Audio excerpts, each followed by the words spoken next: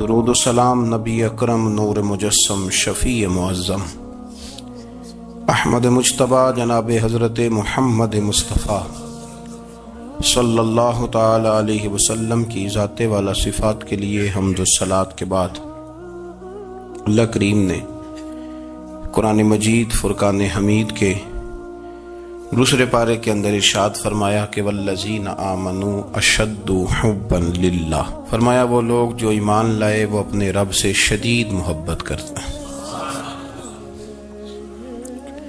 اپنے مالک سے، اپنے رازق سے، اپنے خالق سے ان کا محبت کا رشتہ ہے اور وہ شدید پیار کرتے ہیں۔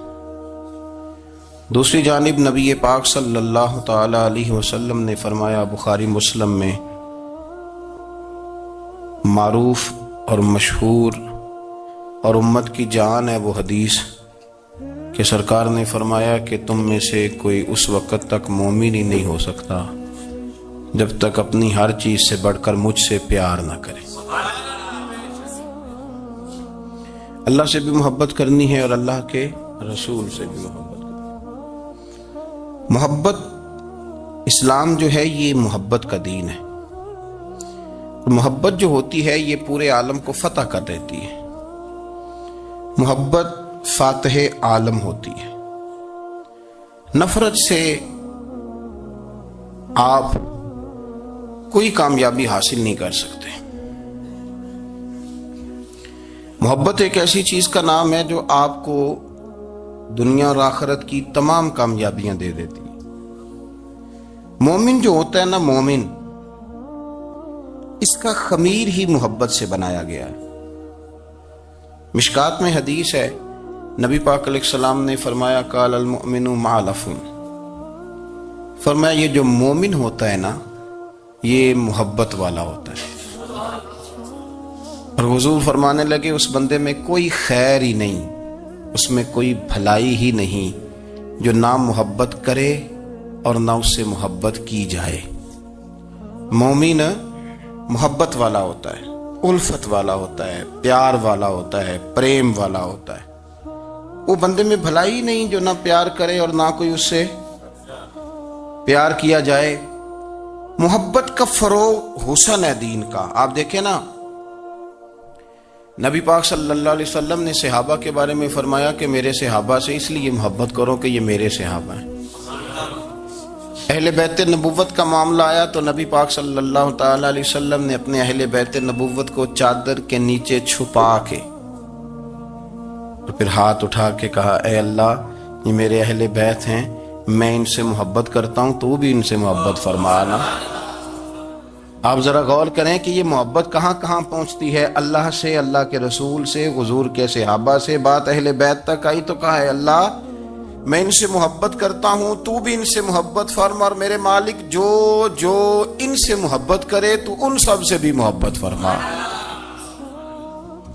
فروغ محبت، اشاعت محبت، تبلیغ محبت بڑا ضروری کام ہے۔ لیکن ایک تو یہ تھی کہ دین کے معاملے میں محبتیں جو شرعی محبتیں کہلاتی ہیں، اور ایک ہیں ہماری طبعی محبتیں۔ حضور صلی اللہ علیہ وسلم نے ہمیں حکم دیا ہے، فرمایا اپنی بیوی سے بغض نہ رکھنا۔ اس کا معنی یہ ہوا کہ کچھ لوگ ایسے ہیں جو بیوی کا بغض بھی پال لیتے ہیں۔ مقابلہ ہو رہا ہوتا ہے میاں بیوی کا، بحث ہو رہی ہوتی ہے، ایک دوسرے کے خلاف دلائل جمع ہو رہے ہوتے ہیں، ایک جنگ مچی ہوتی ہے۔ فرمایا اس سے بغض نہ رکھنا، کوئی عادت نہ پسند ہو تو وہ عادت دیکھ لینا جو تمہیں پسند ہے، عداوت نہ پیدا کرنا۔ ہاں دین اظہار بیزاری کا حکم دیتا ہے پر ان کے ساتھ جو رب رسول کے دشمن ہیں۔ باقی فروغ محبت میں اپنا کردار ادا کرو۔ دیکھیں نا، حضور صلی اللہ علیہ وسلم نے فرمایا جس نے محبت کے ساتھ ماں باپ کا چہرہ دیکھا اللہ اسے کامل حج کا ثواب عطا کرے گا۔ لیکن حدیث میں جو حضور نے شرط لگائی اس شرط کا خیال رکھنا ہے۔ کس طرح چہرہ دیکھنا ہے؟ فرمایا ماں باپ کا چہرہ دیکھو۔ کس طرح؟ اچھا یہ حدیث بتاتی ہے کہ کچھ لوگ ایسے ہیں جو چہرہ دیکھتے ہیں پر محبت سے نہیں دیکھتے۔ ابا جی کی کچھ باتیں کڑوی بھی لگتی ہیں نا، تو کئی دفعہ کچھ بچے چہرہ دیکھتے ہیں پر محبت سے نہیں دیکھتے، تو حضور نے فرمایا تو محبت سے چہرہ دیکھ، تیرے رسول کا وعدہ ہے رب مقبول حج کا ثواب دے گا۔ صحابی عرض کرنے لگے یا رسول اللہ صلی اللہ علیہ وسلم اگر میں 2 دفعہ دیکھوں؟ تو حضور نے فرمایا 2 حج کا ثواب۔ اس نے کہا حضور میں دن میں 3 دفعہ دیکھوں؟ تو فرمایا 3 حج کا ثواب۔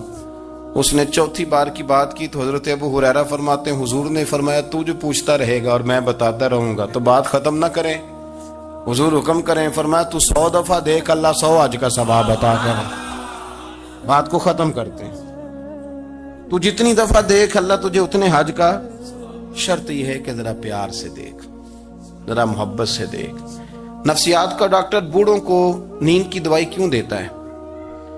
وہ اس لیے دیتا ہے کہ ان کے بچے انہیں وقت نہیں دیتے۔ بچے کو بہلایا جا سکتا ہے، بوڑھے کو بہلایا نہیں جا سکتا، اس لیے کہ جو بوڑھا ہوتا ہے نا اس کے پیچھے پوری ایک داستان زندگی ہوتی ہے، تاریخ ہوتی ہے، وہ کبھی کسی چیز کا مالک رہا ہے، سربراہ رہا ہے۔ اولڈ ہاؤس پاکستان میں تیزی سے اس لیے بن رہے ہیں کہ بچوں کی جو خاص الفت تھی نا ماں باپ سے وہ رہی نہیں، ورنہ اگر ایک والد 6 بچوں کا خیال رکھ سکتا تھا تو 6 بچے مل کے ایک باپ کو بھی تو سنبھال سکتے تھے نا، ماں کا بھی خیال کر سکتے تھے نا۔ محبت کا فروغ جب ہو، آپ ماں باپ کو ٹائم دیں، ان کے پاس بیٹھیں، ان کے ساتھ تھوڑا وقت بتائیں، سارے معاملات ٹھیک ہو جائیں گے۔ ہمارے معاشرے میں نا تیزی سے نفرت کا فروغ ہوا ہے، نفرت کا فروغ۔ پتہ اسلام نے غیبت سے کیوں منع کیا ہے؟ غیبت کا معنی یہ نہیں ہے کہ کسی بندے میں کوئی عیب نہیں پایا جاتا تھا تو آپ نے وہ بیان کر دیا، یہ غیبت نہیں، یہ تو بہتان ہے۔ کسی میں کوئی عیب نہ پایا جائے تو وہ بیان کرنا وہ غیبت نہیں، وہ تو بہتان ہے۔ غیبت کی تفصیل یہ ہے، تشریح یہ ہے، غیبت کی تعریف یہ ہے کہ کسی میں کوئی عیب پایا جاتا تھا، آپ نے وہ اس کی غیر موجودگی میں ڈسکس کیا تو اس کا نام غیبت ہے۔ وہ عیب تھا، آپ سچ ہی بول رہے تھے، آپ ٹھیک کہہ رہے تھے، عیب واقعی تھا، پر اسلام اس کو پسند نہیں کرتا۔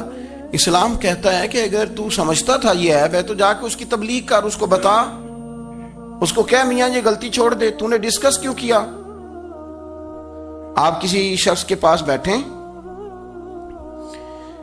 اور کسی دوسرے آدمی کی تعریف کریں، آپ کہیں کہ بڑا اچھا ہے، بڑا بامروت ہے، مہمان نواز ہے، با اخلاق ہے، وعدے کو وفا کرنے والا ہے، دیانتدار ہے، سچ بولتا ہے، آپ تعریفیں کریں۔ آپ کسی کے سامنے تعریف کریں گے نا تو بندہ کہے گا یار کسی دن ملاقات تو کرا، اور جب وہ ملے گا تو اس کی آنکھوں کے اندر ایک خاص کشش ہوگی، پیار ہوگا، ملنے کو جی چاہے گا، ایک خاص راحت ہوگی۔ یہ کب ہوگا؟ جب آپ نے کسی کی تعریف کر دی۔ لیکن اگر آپ کسی کی غیبت کریں گے، کسی کے بارے میں کہیں گے بڑا غلط ہے جی، لوٹ لیتا ہے جی، چور ہے جی، فاسق ہے جی، تو بندہ اگر کبھی مل بھی گیا تو اس سے سلام لینے کو دل۔ ہم نے پتہ کیا کیا ہے؟ تیزی کے ساتھ فروغ پایا ہے ہمارے ہاں نفرت کا ماحول، تیزی کے ساتھ فروغ پایا ہم نے نا، تیزی سے۔ آپ کھول لیں، کوئی یوٹیوب کھول لیں، کوئی ایسا چینل کھول لیں، بس لڑائی ہے، فلانا فلانے سے لڑ رہا ہے، فلانا۔ مذہبی لوگوں کی میں منت کرتا ہوں کہ خدا را دین کو اس طرح کا ماحول تو نہ آپ دیں کہ لوگ کہیں کہ ان میں کوئی شے ہے ہی نہیں، فلانا فلانے کا جواب دے رہا ہے، فلانا فلانے کا، اور بازاری زبان استعمال کی جا رہی ہے۔ اور ٹھیک ہے، مسلمات جو طے تھے لوگوں نے تو ان کو بھی چھیڑنا شروع کر دیا، اور تضحیق کی جاتی ہے، لفظ اس طرح کے اختیار کیے جاتے ہیں جو ویسے ہی وزادار آدمی بولنا پسند نہیں کرتے۔ کیا آپ اپنی شکل دکھا رہے ہیں کفر کو کہ یہاں نفرت ہی نفرت ہے، اور وہ باتیں جن کو بالکل چھیڑنا نہیں چاہیے تھا ان پر بھی آپ کلام کرتے ہیں۔ آپ نے کوئی چیز نہیں چھوڑی، اس پر آپ نے بحث نہ کی ہو، الجھایا نہ ہو، میلہ لگا دیا، اللہ جانے کوئی کیا بول رہا ہے۔ دعوت دین کون دے گا؟ پیغام حق کون سنائے گا؟ فلانا فلانے کا جواب دے رہا ہے، اور پھر وہ دوسرے کا جواب دے رہا ہے، تیسرا تیسرے پہ تبصرہ کر رہا ہے، چوتھا پانچویں پہ تبصرہ کر رہا ہے۔ یہ کب تک بات ایسے چلی؟ یہی حال سیاسی لوگوں کا ہے۔ میرے ملک کا جو نوجوان بڑا ہو رہا ہے نا، میں بڑی ذمہ داری سے بتا رہا ہوں، وہ جیسے ہی بڑا ہوتا ہے تو وہ سمجھتا ہے میں ڈاکوؤں کے ملک میں پیدا ہوا ہوں، وہ سمجھتا ہے یہ شاید چوروں کی دھرتی ہے۔ وہ سمجھتا ہے شاید یہاں سب دھوکے باز ہیں. ہم اس طرح سے نچوڑ کے لوگوں کے دلوں میں نفرت بھری ہے, نچوڑ کے, کہ لوگ سمجھنے لگے ہیں اس ملک میں تو کوئی بندہ دیانتدار ہے ہی نہیں, کوئی بندہ اچھا ہے ہی نہیں, کوئی بندہ نیک ہے ہی نہیں. مذاق اڑاتے ایک صاحب میرے پاس آئے ہوئے تھے, کہنے لگے پیر صاحب 11 سال ہو گئے پولیس کی نوکری کرتا ہوں, 1 روپیہ رشوت نہیں لی. وہ چلا گیا, میں نے اسے تھپکی دی تو وہ نکلا ہے, تو ایک بندہ کہنے لگا سب انہیں جو ہوتے نہیں نہ سکتا. میں نے کہا یار تو منشی ہے اللہ کی رحمت کا, یہ میرے رسول اللہ کا دین ہے اور قیامت تک لوگ اس پر عمل کریں گے. اس نے 11 سال کہا, وہ 40 سال بھی کہتا تو میں ماننے کو تیار ہوں. کیوں کچھی باتیں کرتے ہیں؟ آپ نے تو تباہی کر دی, کوئی بندہ ٹھیک نہیں بچا. ایسے میلہ لگا ہوا ہے, اس دھرتی کو آپ برا کہتے ہیں, اس کو چوروں کی اور ڈکیت کی اور فراڈ لوگوں کی آپ دھرتی کہتے ہیں. یہ وہ دھرتی ہے جس نے داتا گنج بخش علی حجویری جیسے لوگ رکھے ہوئے. یہ وہ دھرتی ہے جہاں بابا فرید جیسے لوگ بستے ہیں. کیا بات کرتے ہیں صاحب, یہ اتنے بزرگ ترین لوگ یہاں بستے ہیں اور آپ کیا بات کرتے ہیں. اور دیکھیں میں بالکل ہی غیر سیاسی اور غیر جانبدار رہتا ہوں ملکی معاملات میں, لیکن جس شخص نے پاکستان کو ایٹمی قوت بنانے کے لیے, اب تو بڑی عمارت ہو گئی ہے, غربت میں جس بندے نے کام شروع کیا تھا کہ ایٹمی طاقت بن جائے, اس نے کوئی کام کیا کہ نہیں کیا؟ آپ کو پاورفل بنایا کہ نہیں بنایا؟ کبھی تبصرہ ہوتا ہے اس پر بھی؟ ہمیں لاکھ اختلاف صحیح, ہم بھی بات کرتے ہیں مخالفت میں, لیکن تباہی نہیں اتار دی ہم نے, توہین کر کر کے, نفرت پھیلا پھیلا کے. اس سے پہلے جو حکومت گئی شاید اس کا سب سے بڑا مخالف میں ہوں, لیکن ایسا نہیں ہے کہ انہوں نے کوئی کام بھی ایسا نہیں جو اچھا نہ کیا ہو. ایسا نہیں ہے.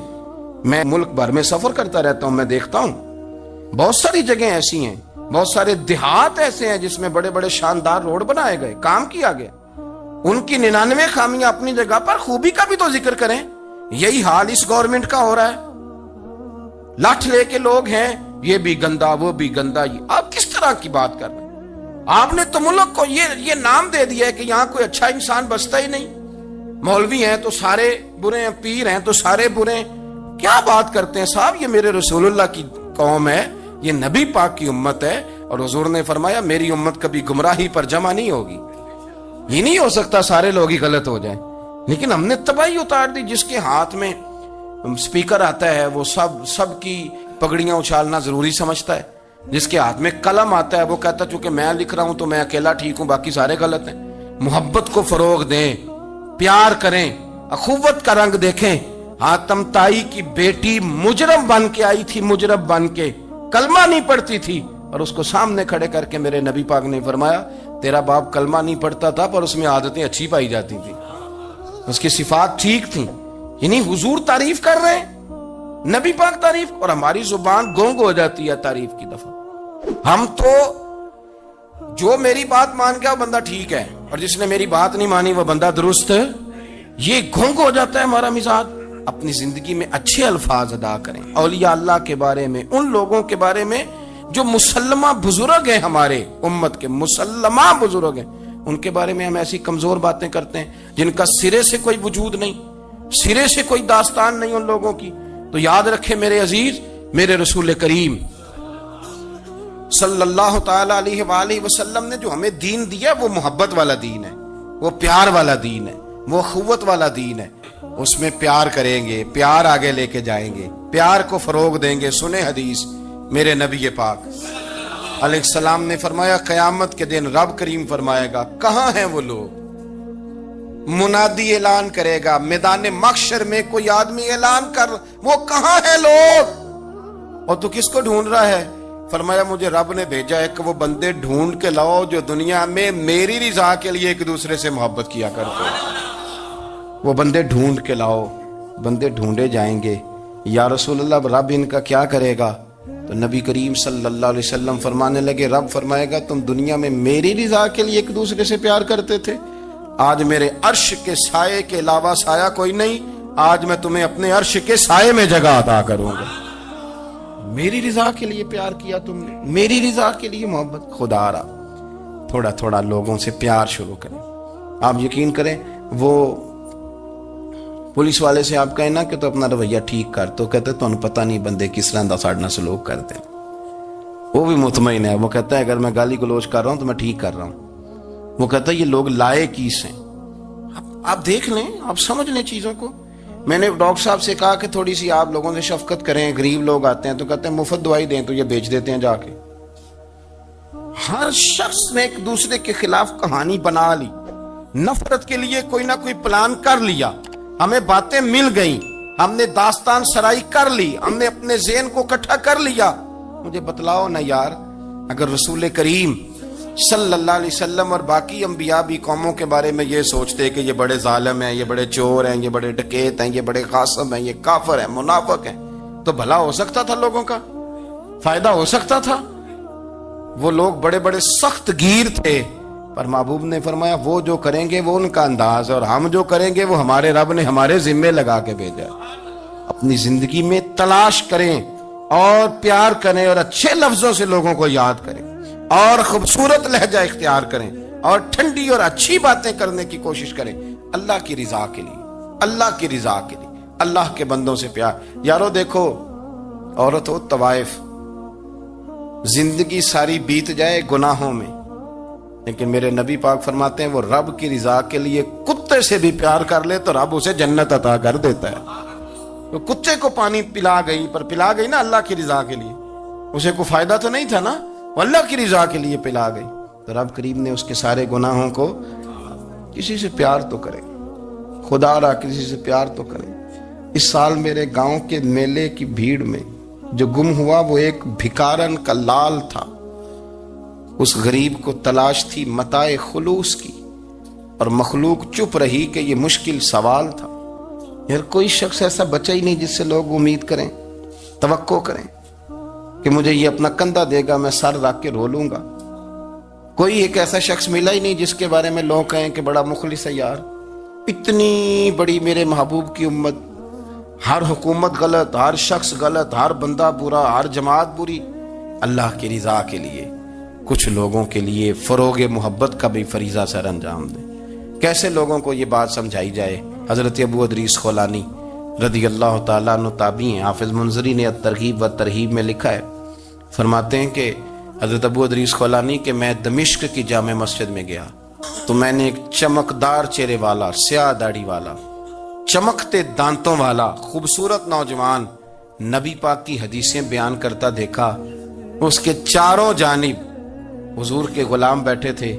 میں نے ایک شخص سے کہا یار بڑا حسین چہرہ ہے, بڑا ہی خوبصورت انداز ہے, کون ہے بندہ؟ انہوں نے کہا آپ نہیں جانتے, یہ صحابی رسول حضرت معاذ ابن جبل ہے رضی اللہ تعالی عنہ.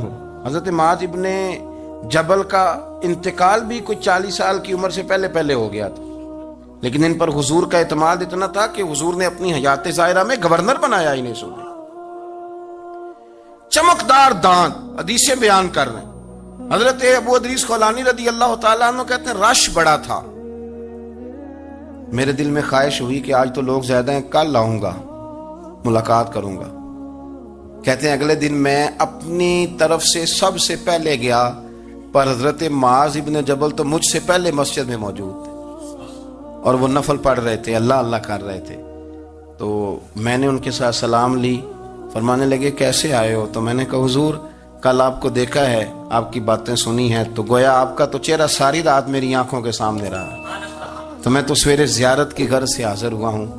اللہ کی رضا کے لیے مجھے آپ اچھے لگے, اللہ کی رضا کے لیے. کوئی بندہ ایسا بھی تو ہو نا, کوئی غریب, کوئی مسکین, کوئی عالم, کوئی صوفی, کوئی درویش, کوئی ذاتی تعلق نہ ہو, تعلق کیا ہو؟ اللہ کی رضا. آپ مجھے اچھے لگے. حضرت سیدنا معاذ ابن جبل فرمانے لگے واقعی ایسا ہی ہے؟ عرض کی حضور بالکل ایسا ہی ہے. تو فرماتے میں نے چادر لی ہوئی تھی, حضرت معاذ ابن جبل نے میری چادر کو پکڑ کے کھینچا, فرمایا پکی بات کر یار. میں نے کہا حضور پکی کر رہا ہوں. تو فرمانے لگے سن, پھر میں نے نبی کریم سے سنا ہے, رسول کریم علیہ السلام نے فرمایا جو دو بندے رب کی رضا کے لیے پیار کرتے آپس میں, اللہ ان دونوں سے محبت فرماتا ہے. سن پھر اس کو یاد رکھنا, اللہ ان دونوں سے محبت کرتا ہے. حضرت ابو ادریس خولانی سے کوئی پوچھتا تھا نا کہ دنیا میں جانا ہے تو سرمایہ کیا ہے, تو فرماتے تھے یہ جو میں نے چادر لی ہوئی ہے نا, اس چادر کے اندر میرا وجود ہے, اور وجود کے اندر میرا دل ہے, اور دل کے اندر میں نے حضرت معاذ ابن جبل کو رکھا ہوا ہے. میں نے وہاں ان کا ٹھکانہ بنایا ہوا ہے، وہاں ان کا ٹھکانہ ہے۔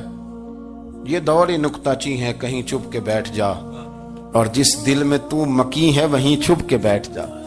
اقبال کہتے ہیں جس دل میں تو مکی ہے وہیں چھپ کے بیٹھ جا۔ دوستو، رسول اللہ صلی اللہ علیہ وسلم کے غلاموں نے مالک کی رضا کے لیے لوگوں سے پیار، فروغ محبت میں کردار ادا کیا، اور بہترین کردار۔ آپ اپنی زندگی میں کچھ چیزیں ایسی بنائیں جن میں فقط اللہ کی رضا کے لیے محبت، خالق کی رضا کے لیے پیار، خالق کی رضا۔ آپ یقین کریں، اگر تھوڑا تھوڑا کر کے ہم اس محبت کو فروغ دیں نا اپنے دلوں میں، تو بہت سارے بادل چھٹیں گے۔ ہم نے نا وہ تیزی سے دولت کو، لالچ کو، میں اکثر کہتا ہوں کہ میاں بیوی کا جو رشتہ ہوتا ہے نا، اس کو اللہ پاک نے نا قرآن پاک میں اپنی نشانیوں میں سے ایک نشانی قرار دیا ہے۔ ان دونوں کی وجہ سے گھر چلنا ہے، بچوں کی پرورش ہونی ہے، نظام زندگی۔ آپ گھر سکون کے لیے جاتے ہیں، اطمینان کے لیے۔ آپ اپنے گھر کے اندر جیسے بھی ہوں، آپ کہتے ہیں یہاں مجھے کوئی پریشانی، یہ میرا اپنا بیڈ ہے، اپنا بستر ہے۔ لیکن اگر اسی رشتے میں جب آپ بیج بوئیں تو سب سے پہلے دولت کا بوئیں۔ اگر لڑکے والے یہ لالچ کرتے ہیں نا لڑکی کیا لے کے آئے گی، تو لڑکی والوں کا بھی لالچ ہوتا ہے کہ لڑکا کماتا کیا ہے۔ ان کو بھی پتا ہوتا ہے کہ کتنے پیسے لاتا ہے، کیا کمائی ہے، کتنا کچھ جھاڑو پھیر لیتا ہے۔ آپ نے جب بنیاد یہ رکھی، مجھے دیانتداری سے بتانا کہ پورا نیک ہو، پورا شریف ہو، پورا پرہیزگار ہو، لیکن دولت صحیح نہ کماتا ہو تو رشتہ آسانی سے ہو جاتا ہے۔ وہ بس سارا کچھ ٹھیک ہے، صرف کمائی تھوڑی سی کم ہے، وہ مشکل سے گزارا ہوگا۔ وہ کہتے ہیں نہیں جی نہیں، بھوکے تو نہیں نہ مرنا۔ کیوں؟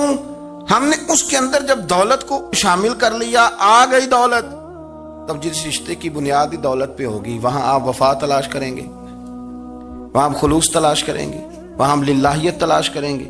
اللہ کرے ہو جائے، لیکن وہ ہمارے مائنڈ سیٹ میں یہ بات ہوتی ہے کہ یہ جو معاملہ ہے یہ گڑبڑ ہے۔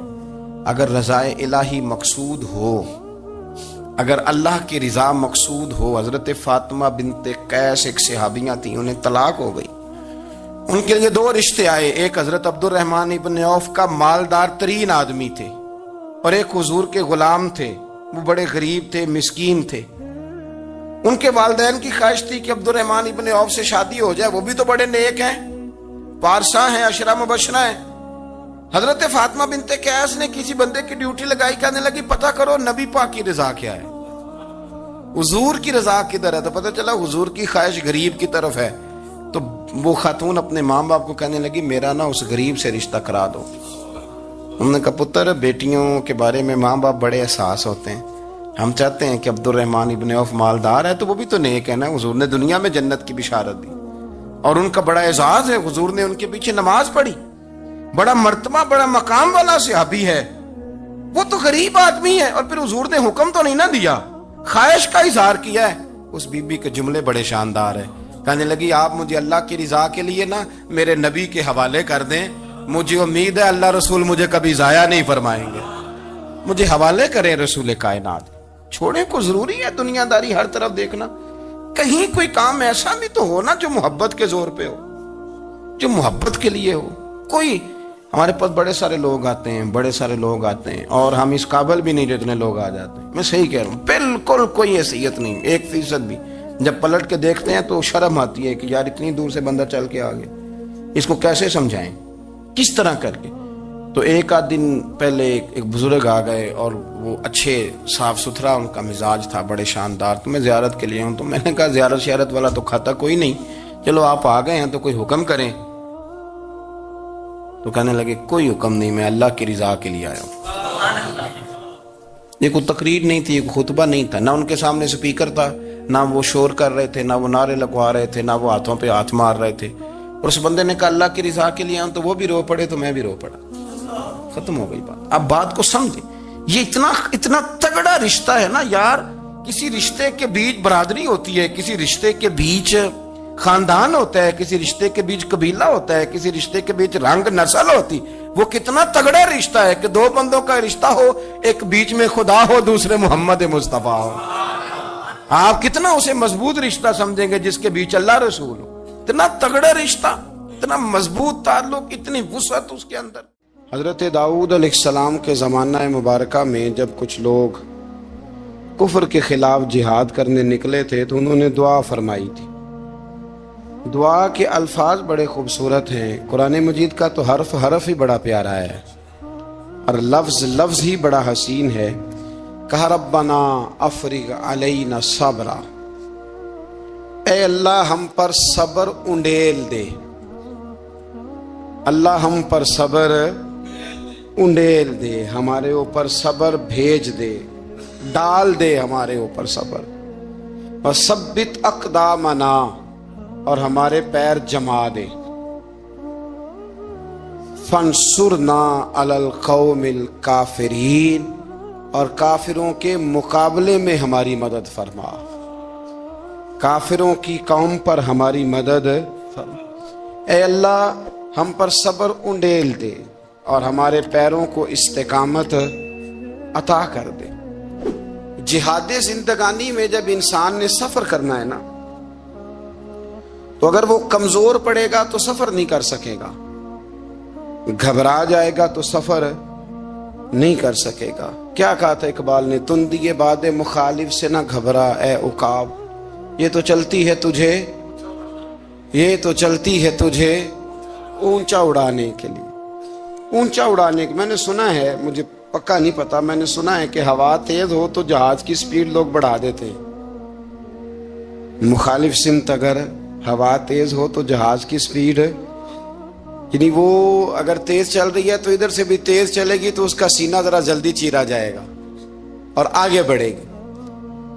صبر اور استقامت، اگر آپ نے زندگانی میں آگے بڑھنا ہے تو ان دو چیزوں کا وجود آپ کے ساتھ ہونا بڑا ہی ضروری ہے۔ ہمارے مزاجوں میں بڑی جلدی بے صبری آ جاتی ہے، پائے سے بات نہیں ہوتے، کسی بات میں ٹھہراؤ نہیں ہوتا، طبیعت کے اندر وہ والا مزاج نہیں ہوتا جو انسان کو آگے لے کے چلتا ہے، جو اس کو آگے بڑھاتا ہے۔ اگر آپ نے آگے بڑھنا ہے تو پھر ذرا آپ میں کے مزاج میں ٹھہراؤ ہونا چاہیے، پھر ذرا تھوڑا سا سکون ہونا چاہیے۔ میرے رسول کریم علیہ السلام کی خدمت میں ایک شخص نے عرض کیا تھا، یا رسول اللہ صلی اللہ تعالی وسلم، مجھے کوئی ایسی نصیحت کر دے کہ پھر مجھے کسی اور سے پوچھنے کی ضرورت نہ رہے۔ تو حضور نے ایک ہی جملہ کہا، فرمایا جب تو نے کہا نا کہ اللہ میرا رب ہے، پھر ڈٹ جا، پھر اس پہ ڈٹ جا، پھر کھڑا ہونا سی۔ جب آپ میں استقامت ہوتی ہے، صبر ہوتا ہے، دیکھیں حالات جب بگڑے تو انہیں صحیح ہونے میں ٹائم لگتا ہے کہ فوراً ٹھیک ہو جاتے ہیں۔ آپ بیمار ہو گئے، تکلیف ہوئی، کوئی آپ کو بیماری لگ گئی، آپ ڈاکٹر صاحب کے پاس گئے، انہوں نے آپ کو دیکھا، ٹریٹمنٹ کی، پھر دوائیاں لکھیں، پھر انہوں نے آپ کو کہا کہ آپ کو 1 ہفتہ یا 1.5 ہفتہ دوائی کھانی ہے، یہ ایک شربت کی شیشی ہے، یہ ایک بوتل ہے، یہ ایک سیرپ ہے، 1 چمچ صبح 1 شام، اور پورا ہفتہ آپ نے استعمال کرنا ہے۔ اب آپ تو کہہ رہے تھے کہ میں نے ابھی ٹھیک ہونا ہے گھنٹے کے بعد، تو سارا نہ پی لوں، سیرپ سارا نہ پی لوں ابھی، اور 1.5 ہفتے کی دوائی ابھی نہ کھا لوں، تھوڑی تھوڑی کر کے بھی تو کھانی ہے نا، ساری کٹھی نہ کھا لوں، ہو جائیں گے ٹھیک؟ کیا خیال ہے آپ کا؟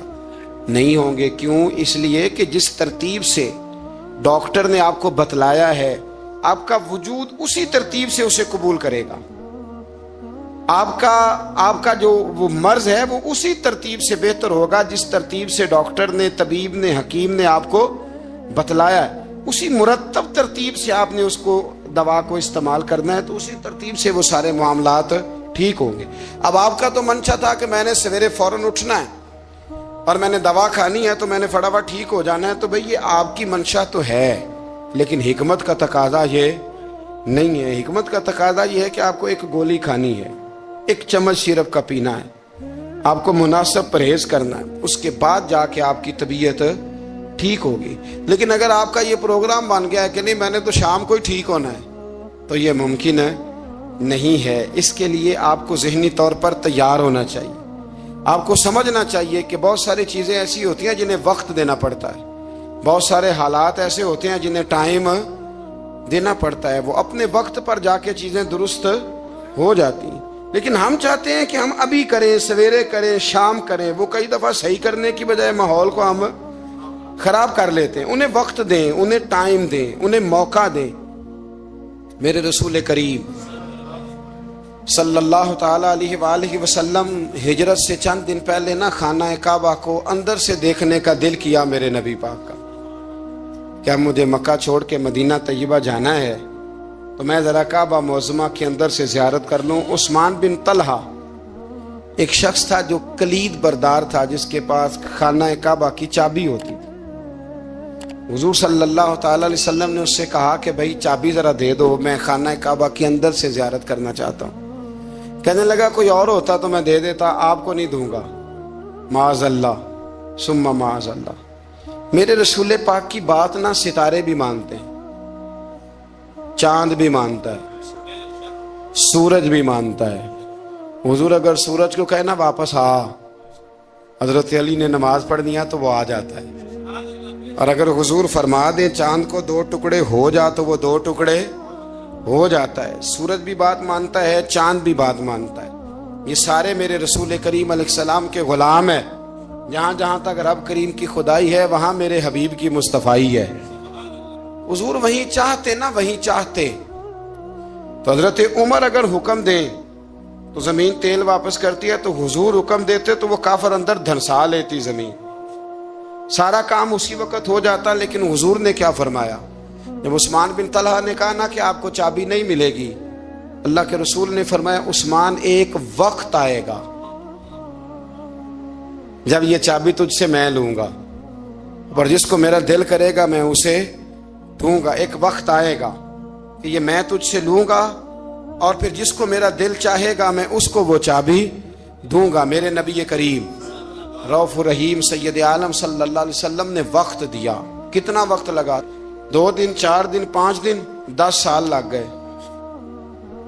حضور نے مکہ کو فتح کیا، حضور تشریف لائے. وہی چابی عثمان بن طلحہ کے پاس تھی. محبوب کریم نے بت توڑنے تھے، کعبہ کو ان سے پاک کرنا تھا. فرمایا لاؤ نا چابی کدھر ہے؟ عثمان کہتے ہیں حضور نے تو بات نہیں جتلائی، پر مجھے وہ لفظ یاد تھے کہ عثمان ایک وقت آئے گا. ایک سمجھیے گا بات کو، ایک وقت آئے گا جب چابی میں لوں گا، اور پھر جس کو میرا دل کرے گا میں اسے.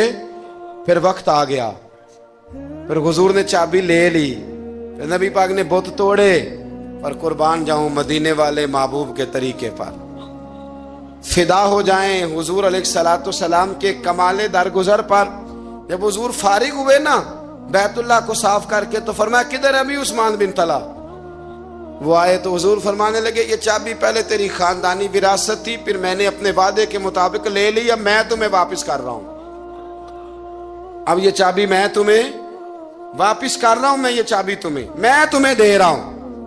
لہذا اب تیری نسل سے بھی قیامت تک کوئی نہیں لے گا، میں تمہیں یہ چابی دے رہا ہوں. تو بھائی وقت کا انتظار کریں.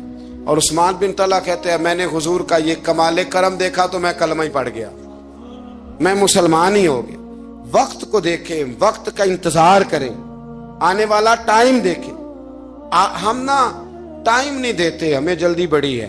کاروبار ٹھیک ہو جائے تو شام کو ہو جائے، بچہ تندرست ہو جائے تو پھر شام کو ہو جائے، مخالفین ٹھیک ہو جائیں تو شام کو ہو جائیں. ہمارے سارے کام شام سے پہلے، بلکہ جو ولی بننا چاہتا ہے وہ بھی کہتا ہے 1.25 گھنٹے میں بنا دو، لیٹ نہ کرو. بہت سارے تو کہتے ہیں یہ ایک نظر کریں. میں نے کہا آپ کوئی عمل بھی کریں نا، آپ تھوڑی محنت بھی کریں نا. کہتے ہیں ایک نظر کریں. ہمارے درویش کہا کرتے تھے کہ آج کل مرید کہتے ہیں نہ نماز پڑھاؤ، نہ روزہ رکھاؤ، نہ وظیفہ کراؤ، نہ کوئی اور کام کراؤ، سانو ایویں ہی بخشاؤ.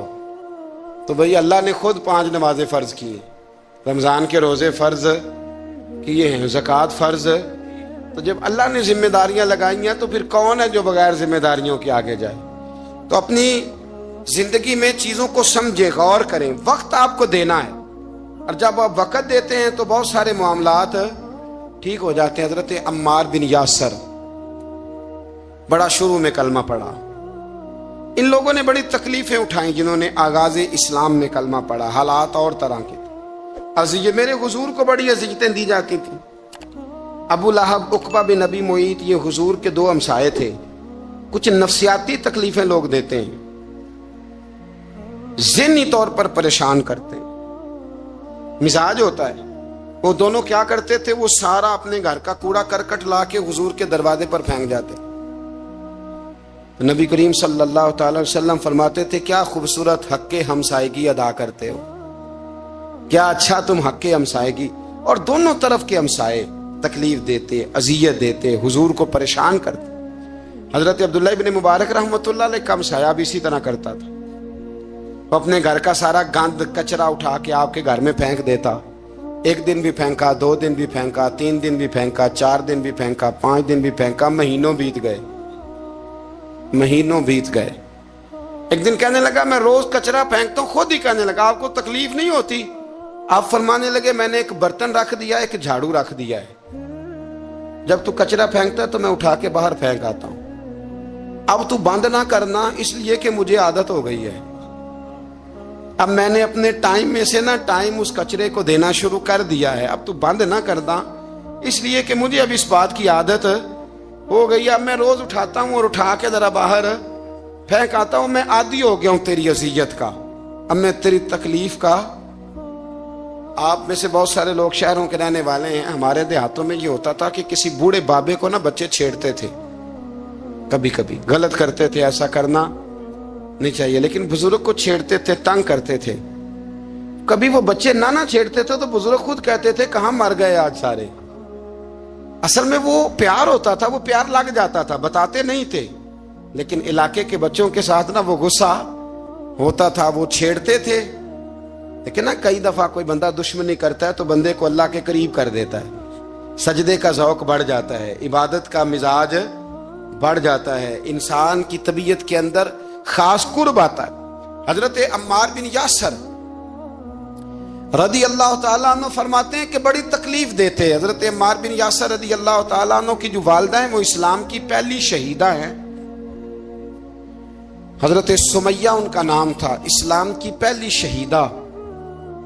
उनके जेरे नाफ अबू जाल ने नेजा मार के उन्हें शहीद कर दिया। हजरत अम्मार बिन यासर रदी अल्लाह ताला अन्हु फरमाते हैं कि मेरे वालिद को इतनी तकलीफें दी गई कि वो उन अज़ियतों की वजह से दुनिया से पर्दा कर गए।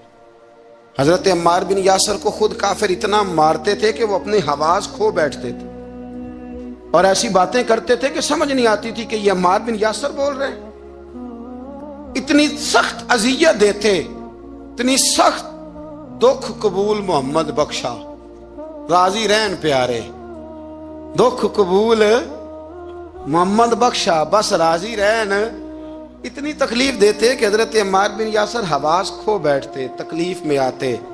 बड़ा सहा, बड़ा बर्दाश्त किया। एक दिन मेरे रसूल पाक तशरीफ लाए और हुजूर ने कहा, ओ आले यासर, मैं तुम्हें मुबारक देने आया हूँ। रब करीम ने तुम्हारे लिए जन्नत में मकान बना दिए हैं। हुजूर ने तुम्हारे लिए, अल्लाह ने तुम्हारे लिए जन्नत में मकानात, तुम्हें मुबारक हो। तुम्हारी अज़ियतें, तुम्हारी तकलीफें, तुम्हारे दर्द, तुम्हारी रातें काम आ गई। मालिक ने तुम्हारे लिए मकानात बना दिए हैं, हालात ठीक कर दिए हैं, तबीयतों में बेहतरी आ गई है। मेरे महबूब करीम रऊफ़ुर रहीम सैयद आलम नूरे मुजस्सम शफीए मुअज़्ज़म आकाए दो आलम सल्लल्लाहु ताला अलैहि वसल्लम ने उन्हें खुशखबरी सुना दी। हजरत अम्मार कहते हैं, फिर हालात बदले। फिर मैंने, जो मुझे अज़ियतें देने वाले थे, मैंने उन्हें गढ़ों में गिरते देखा। आप फरमाते हैं, अबू जहल की लाश उठाने वाला भी बदर में कोई मौजूद न था, और अबू लहब जो मुझे तकलीफें देता था वो मक्के के चौक में मरा हुआ पड़ा था, पर कोई उसके करीब जाने वाला भी मौजूद न था, कोई नहीं था। आप फरमाते हैं वो हालात भी। हजरत अम्मार का अपना क्या हाल हुआ? हजरत खालिद बिन वलीद रज़ी अल्लाह ताला अन्हु बड़े बहादुर हैं। हुजूर ने फरमाया, ये अल्लाह की तलवार है, ये अल्लाह की। बड़े बहादुर थे, बड़े शेर दिल थे। फरमाते हैं, कभी माजरत नहीं करनी पड़ी, कभी झुकना नहीं पड़ा, कभी किसी की मिन्नत नहीं की। अल्लाह ने ताकत इतनी अता फरमाई थी, हिम्मत, हौसला, सब्र, इस्तकामत इतना दिया। कभी किसी जगह पुश्त नहीं लगी, لیکن فرماتے ہیں کسی وجہ سے نا ایک دن میرا عمار بن یاسر کے ساتھ کسی بات پہ اختلاف رائے ہو گیا، جھگڑا ہو گیا. توجہ ہے میری بات پر؟ فرماتے ہیں جھگڑا ہو گیا. ہمارا پتہ حال کیا ہے؟ ہمارا یہ حال ہوتا ہے کہ ہمارا جھگڑا ہو جائے تو خیر ہے، لیکن اگر پڑوسی کے بچے لڑ پڑے تو ہم کہتے ہیں اس کی روزی پاک نہیں، اس کی تربیت ٹھیک نہیں. ہمارا بھائیوں سے رٹا ہو جائے تو معاملہ اور ہے، کسی کا ہو جائے تو معاملہ اور ہے. میں بیمار ہو جاؤں تو آزمائش ہے، اور سامنے والا بیمار ہو جائے تو سزا ہے. پھر کیا ہے؟ بلکہ پنجابی کہنے نے کیتیاں نو پھڑیا ہے، یہی کہہ دیتے. اور میں بیمار ہو جاؤں تو آزمائش آگے جی اللہ کی طرف سے. ایسا نہ کرے. ہمارا فتویٰ اپنے حق میں اور ہوتا ہے، سامنے والے کے معاملے میں اور ہوتا ہے. حضرت عمار بن یاسر کی بات کر رہا تھا. جناب عمار بن یاسر رضی اللہ تعالی عنہ، حضرت عمار بن یاسر کہتے ہیں کہ حضرت خالد بن ولید کے ساتھ، جناب خالد بن ولید کہتے ہیں میری ان کے ساتھ نہ کسی بات میں اختلاف رائے ہو گیا. تو میں اب دلیر آدمی تھا، شیر آدمی تھا، کبھی جھکا نہیں تھا، کبھی کوئی معاملہ نہیں ہوا تھا، کبھی کوئی ایسی بات نہیں ہوئی تھی. آپ فرماتے ہیں جب رائے کا اختلاف ہو گیا نا، بات ذرا آگے بڑھ گئی تو نبی کریم صلی اللہ علیہ وسلم تک بات پہنچی. تو میرا یہ خیال تھا کہ حضور میری بھی سنیں گے، عمار بن یاسر کی بھی سنیں گے، پھر حضور کوئی فیصلہ کریں گے. پر قربان جاؤں، وقت بدل گیا ہے نا. اب بہت بڑے چودھری ہیں، بڑے سردار ہیں، بڑے سپہ سالار ہیں حضرت خالد بن ولید، پر وقت بدل گیا. تو حضرت خالد بن ولید کہتے ہیں جب میں نے نبی کریم کی بارگاہ میں بات عرض کی، حضور تک بات پہنچی، تو میرے مصطفیٰ نے موٹی سی بات ارشاد فرمائی. رسول کریم فرمانے لگے بھئی بات مختصر سی ہے، جس نے عمار کو راضی کر لیا اس نے مجھے راضی کر لیا، اور جس نے اسے ناراض کیا اس نے مجھے ناراض کیا. فرماتے ہیں بس میری قیمت پڑ گئی، میرا قد اونچا ہو گیا. حضرت خالد بن ولید کہتے ہیں میں نے بھی کہا اب بات کیا کرنی ہے، اب تو گزارش ہی کرنی ہے، اب مدعا کیا سنانا ہے، اب تو بات کرنی ہے. فرماتے میں آگے بڑھا، اور جیسے بھی ہوا میں نے حضرت عمار بن یاسر کو راضی کیا. حضرت عمار کہتے ہیں ایک وقت وہ تھا اور ایک وقت یہ ہے. جب دونوں وقتوں کو دیکھتا ہوں تو کہتا ہوں الحمدللہ رب العالمین. یہ ساری تعریفیں اس رب کے لیے ہیں جو تمام جہانوں کو پالنے والا ہے. وقت دیں معاملات کو، ٹائم دیں. آپ دیکھیں اللہ تبارک و تعالی بڑا کریم ہے. وقت کے ساتھ جب چیزیں تبدیل ہوتی ہیں اپنے ٹائم کے. حضرت بلال حبشی رضی اللہ تعالی، بڑا مشکل نہیں، اکیلا آدمی، غریب آدمی، مکے کے سارے سرداروں کے قابو آ گیا. حضرت حسان میں نے خود اپنی آنکھوں سے دیکھا، حضرت بلال کے گلے میں رسی ڈال کے بچے کھینچا کرتے تھے. یار خاصا مشکل کام نہیں. امیہ بن خلف ڈنڈوں سے مارتا ہے، آپ کے ہاتھ اور پیر چارپائی کے نیچے رکھ کے تو اوپر بیٹھے رہتے بڑی بڑی دیر. بڑی تکلیف نہیں، بڑی اذیت نہیں. لیکن حضرت بلال حبشی فرماتے ہیں پھر میں نے وہ سارے دکھ مٹتے دیکھے. وقت بیت گیا. وہی امیہ بن خلف ایک دن گھوڑے پہ تھا، گھوڑے اپنے کو تیار کر رہا تھا، لگام ڈال رہا تھا. حضور علیہ السلام گزرے تو فرمایا کیا کر رہے ہو؟ کہنے لگے اس گھوڑے پر بیٹھ کے آپ کو شہید کروں گا. تو حضور فرمانے لگے تیاری کر لے، تجھے قتل میں نہیں کرنا ہے. پھر جنگ کے موقع پہ نا ہلکی سی خراش لگائی رسول پاک نے اسے یہاں گلے پہ. تڑپتا تھا، روتا تھا، سسکتا تھا. لوگ کہتے تھے امیہ کیا ہو گیا، اتنا سیانا بندہ یہ کیا کرتا ہے؟ تو کہنے لگا تمہیں پتہ نہیں مجھے تکلیف کتنی ہے. ضرب تو چھوٹی ہے پر تمہیں پتہ نہیں لگائی کس نے ہے تو چھوٹی پر تمہیں خبر نہیں کہ لگائی کس نے ہے، کس نے یہ ضرب لگا دی ہے. پھر تڑپ کر سسک کر مرا. حالات بدل جاتے ہیں، حالات میں تبدیلیاں آ جاتی. ہم وقت نہیں دینا چاہتے. ہمارے اندر جو حوصلے کی کمزوری ہوتی ہے، ہمارے اندر جو وہ ایک بہت بڑا معاملہ ہوتا ہے کہ کسی بھی طریقے سے یہ معاملہ ختم ہو، کسی بھی طریقے سے شفا ہو، جلد از جلد ہم اس بات سے نکلیں، تو یہ بات ہماری درست نہیں ہے. ہمیں وقت دینا چاہیے. حضرت سیدنا عاصم بن ثابت بن قیس بخاری میں بھی موجود ہے اور بھی بہت ساری کتب میں یہ روایت موجود ہے. حضرت عاصم بن ثابت بن قیس رضی اللہ تعالیٰ عنہ، آپ نے نا جنگ احد میں بڑی دلیری کے ساتھ آپ لڑے تھے. 2 لوگوں کو آپ نے قتل کیا تھا، مصافے اور حارث کو. ان کی والدہ سلافہ بنت سعد، سلافہ بنت سعد بڑی مالدار عورت تھی، بڑی تیز تھی. اس نے قسم کھائی تھی کہ میرے دو بیٹے چونکہ حضرت عاصم بن ثابت نے قتل کر دیے، اس نے قسم کھائی تھی کہ میں نہ معاذ اللہ انہیں قتل کراؤں گی اور ان کی گردن اترواؤں گی اور ان کی کھوپڑی میں شراب بھر کے پیوں گی. جملے بولنے والے کئی دفعہ بڑا ہی بول جاتے ہیں. حضرت عاصم بن ثابت بن قیس رضی اللہ تعالی، سلافہ بن سعد کہنے لگی کہ میرے بیٹے چونکہ انہوں نے قتل کیے تو 100 اونٹ دوں گی جو انہیں شہید کرے گا، اور پھر میں معاذ اللہ ان کی گردن اتروا کے کھوپڑی کے اندر شراب بھر کے پیوں گی.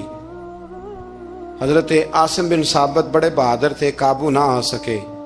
کافروں نے ایک چال چلی کہ مدینے سے کچھ مبلغ مانگے تبلیغ کرنے کے لیے.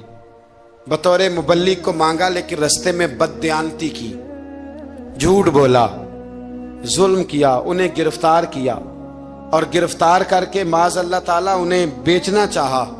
حضرت عاصم بن ثابت کہنے لگے میں میدان کا آدمی ہوں، میں قید ہونے سے لڑائی کرنے کو بہتر سمجھتا ہوں، میں کفار کا قیدی ہونے سے شہید ہونے کو فضیلت دوں گا.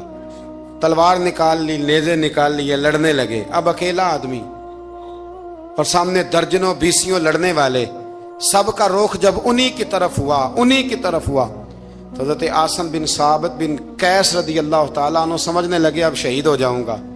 تو آپ نے ایک دعا مانگی، کہنے لگے اے اللہ میرے بدن کی حفاظت کرنا، اے اللہ میرے وجود کی حفاظت کرنا. گویا میری لاش کی یہ بے حرمتی نہ کریں، اللہ حفاظت کرنا. شہید کر دیے گئے. جیسے ہی آپ شہید ہوئے تو اب وہاں تو منت یہ تھی نا معاذ اللہ کے گلا کاٹیں گے اور معاذ اللہ کھوپڑی میں شراب پیئیں گے. انہوں نے دعا کر دی یا اللہ حفاظت کرنا. آپ سب بھی دعا کریں یا اللہ ہماری حفاظت فرما، اے اللہ دنیا میں بھی حفاظت فرما، قبر میں بھی حفاظت فرما، حاسدوں سے، شریروں سے، مفسدوں سے اے اللہ حفاظت کرنا. یہ دعا فرمائی. جب آپ شہید کر دیے گئے نا، لاش مبارک قریب تھی تو کافر گردن کاٹنے کے لیے آگے بڑھے تو سینکڑوں کی تعداد میں شہد کی مکھیاں آ گئیں. انہوں نے گھیرا ڈال لیا سارے وجود کو. اب کتنی کو مکھیاں اڑائیں؟ ایک کو اڑاتے ہیں 10 اور آ جاتی ہیں، 2 کو اڑاتے ہیں 10 اور. ان کا خیال تھا شاید وجود کاٹنے آئی ہیں. وہ چلے گئے، کہنے لگے شام کو جب مکھیاں چلی جائیں گی تو دوبارہ آئیں گے. لیکن جب مکھیاں اڑی تو انہوں نے وجود کو چھوا بھی نہیں تھا. انہوں نے وجود کی حفاظت کی، دعا مانگی تھی اے اللہ ان سے میری حفاظت فرما، مجھے ثابت قدم رکھ. مکھیوں نے وجود کو چھوا بھی نہیں. اور جب رات ہوئی تو نہ بادل تھے، نہ پانی تھا، نہ ہوا تھی، لیکن اللہ نے پانی بھیجا، بارش آئی اور حضرت عاصم بن ثابت کی لاش کو بہا کے لے گئی، وجود بہا کے لے گئی. سویرے ڈھونڈتے رہے پر ان کا وجود کسی کو ملا. بعد مرن دے مکھڑا میرا ہو جاوے جے تازہ، پھر سمجھ لینا محبوب میرے نے آن پڑے ہے جنازہ. پھر سمجھ لینا محبوب میرے نے آن پڑے ہے. اور ایک شعر پڑھنا دوں چراغے گولڑا کا، کئی دفعہ پڑھتا ہوں، آج پھر نہ کہہ دوں. کہنے لگے بے قدراں کچھ قدر نہ جاتی، کیتی خوب تسلی ہو، دنیا دار پجاری زردے کتیاں دے گل ٹلی ہو، بک بک روشن اکھیاں تکیو ویک حویلی کلی ہو، کوچ نصیر آسان جدوں کیتی پہ جانی تر تھلی ہو. تو یاد رکھ میرے بھائی، جب آپ ثابت قدم، حضرت خباب رضی اللہ تعالی عنہ، بخاری میں ذکر ہے، کتب حدیث میں، کتب سیرت میں ذکر.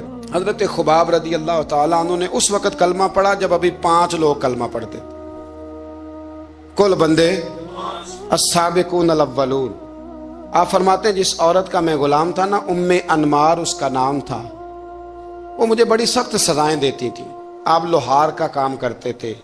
سلاخیں آپ کو پتہ ہے، لوہار سلاخ رکھتا ہے پہلے آگ میں بھٹی میں، پھر وہ جب پوری طرح تپتی ہے پھر کچھ بنتا ہے. لوہار کا کام کرتے تھے. آپ فرماتے ہیں ام انمار میرے ساتھ یہ کرتی کہ مجھے سخت اذیت دیتی، کلمہ چھوڑنے پر مجبور کرتی. ایک دفعہ تو ایسے ہوا کہ اس نے کافروں کی ڈیوٹی لگائی. میں گلی سے گزر رہا تھا، مجھے نہیں پتا تھا ان کی پہلے سے تیاری. انہوں نے کوئلے جلا کے رکھے ہوئے تھے.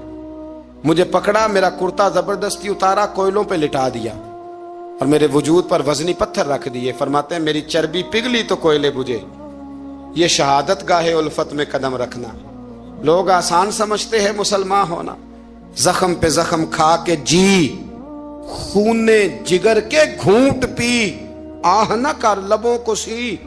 یہ عشق ہے، کوئی دل لگی نہیں. اس میں بڑی برداشت کرنی پڑتی ہے. آپ فرماتے ہیں کہ حضور علیہ الصلوۃ والسلام نا خانہ کعبہ کی دیوار کے ساتھ ایک لگائے بیٹھے تھے. میں ایک دن حاضر، مجھے بڑی تکلیف دیتے تھے. کہتے ہیں جب میں کام کر رہا ہوتا تھا تو میری مالکن آتی تو وہ نکال کے نا سلاخ تو میرے سر پہ رکھ دیتی. میرا سارا وجود زخمی تھا. حضور خانہ کعبہ کی دیوار سے ٹیک لگائے بیٹھے تھے. میں حاضر ہوا تو محبوب کریم بھی اٹھے. تو حضور علیہ الصلوۃ والسلام سے میں نے عرض کی حضور دیکھیں مجھے کتنی تکلیف دی جاتی. تو ابھی فرمانے لگے بس اتنی، بس اتنی. فرمایا تم سے پہلے لوگوں کے سروں پر آرے رکھ کے 2 حصوں میں چیر دیا جاتا تھا. لوہے کی کنگھیوں سے ان کے وجود ادھیڑ دیے جاتے تھے، پر وہ سی نہیں کرتے تھے، اف نہیں کرتے تھے. میں خبردار بس اتنی. اور پھر میرے حضور نے ہاتھ اٹھائے، کہا اے اللہ خباب کی مدد فرما. اے اللہ خباب کی، اتنے لفظ ادا کی. حضرت خباب کہتے ہیں پھر میں نے وقت کو وقت دیا، پھر میں نے حالات کو وقت دیا، پھر میں نے اپنے محبوب کی دعا کو قبول ہوتے دیکھا. فرماتے ہیں وہ میری مالکن یہ مجھے تکلیف دیتی تھی، اذیت دیتی تھی، پھر اس کا حال یہ تھا کہ اس کے سر میں درد اٹھا. اور جس طرح کتا چیختا ہے جب اسے مارا جاتا ہے تو وہ چلاتا ہے، اس طرح وہ آوازیں نکالتی. پھر وہ بہت بڑے طبیب کے پاس گئی تو اسے کسی نے کہا کہ لوہے کی سلاخوں سے اپنے سر کو دگوایا کر، داغ دیا کر، اسے جلایا کر جگہ جگہ سے تاکہ تیرے اندر کا درد ختم ہو. تو آپ فرماتے ہیں پھر لوگوں میں نے صبر اور استقامت کا رزلٹ دیکھا کہ وہ جو مجھے بطور سزا میرے سر پہ سلاخیں رکھتی تھی، پھر وہ بطور دوائی منگانے لگی. میں سلاخ گرم کر کے لاتا اس کے سر پہ رکھتا. فرماتے ہیں پھر اسے سکون ہوتا، پھر وہ تڑپتی. اور چونکہ مجھے تو وقت یاد تھا نا، کہتے ہیں لیکن میں مصطفیٰ کریم کا کلمہ پڑھتا تھا، میں نے کبھی دوبارہ پلٹ کر اسے یہ بات یاد نہ کرائی. آپ وقت دیں، ماحول کو ٹائم دیں. آپ دیکھیں، ہاں یہ ضرور دیکھ لیں کہ آپ کے ضمیر کے اندر کوئی ایسی بات تو نہیں، کوئی ایسا معاملہ تو نہیں کہ جہاں آپ غلط ہیں. اور اگر ایسا نہیں پھر آپ وقت دیں آنے والے اسباب کو. ہم نہ بڑی جلدی ہے، ہمیں دعا کرائی ہے تو آج شام تک مسئلہ ٹھیک ہونا چاہیے، دعائی کھائی ہے تو طبیعت شام تک ٹھیک ہونی چاہیے. اگر ہم راہ حق کے مسافر ہیں تو شام کو ہمیں قرب الہی مل چکا ہو، حضور کی بارگاہ کے ہم حضوری ہو چکے ہیں. ایسا نہیں ہے. آپ وقت دیں، سفر کو جاری رکھیں، تسلسل کے ساتھ سفر کریں. سفر کے لیے جتنے اسباب کی ضرورت ہے وہ سارے اکٹھے کریں، محنت پوری کریں، جد و جہد پوری کریں، ہمت پوری کریں. لیکن پھر نتیجہ اپنے رب کریم پہ چھوڑ دیں، پھر رزلٹ اپنے اللہ. کئی دفعہ ہماری چاہت اور ہوتی ہے اور اللہ کی حکمت اور ہو، تو اللہ کی حکمتوں پر بہت ساری چیزوں کو چھوڑے. دعا کرتا ہوں اللہ کے حضور اللہ ہمیں سمجھنے کی توفیق عطا فرمائے. آخر دعوانا ان الحمدللہ رب العالمین.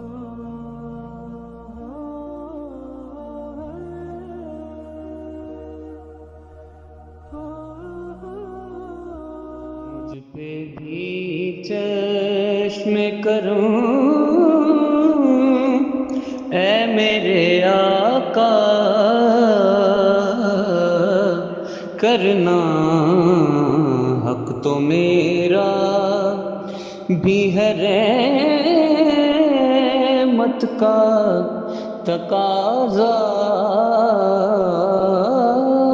کرنا مجھ پہ بھی چشم کرم. تو کسی کو بھی اٹھاتا نہیں اپنے در سے، تو کسی کو بھی اٹھاتا اپنے در سے، کہ تیری شان آقا، کہ تیری شان کے شایا نہیں ایسا کرنا مجھ پہ بھی چشم کرم، یہ تیرا کام ہے اے آمنہ کے در یتیم، یہ تیرا کام ہے اے آمنہ کے در یتیم، ساری امت کی شفاعت تنہا کرنا، ساری امت کی شفاعت تنہا کرنا، مجھ پہ بھی چشم کرم۔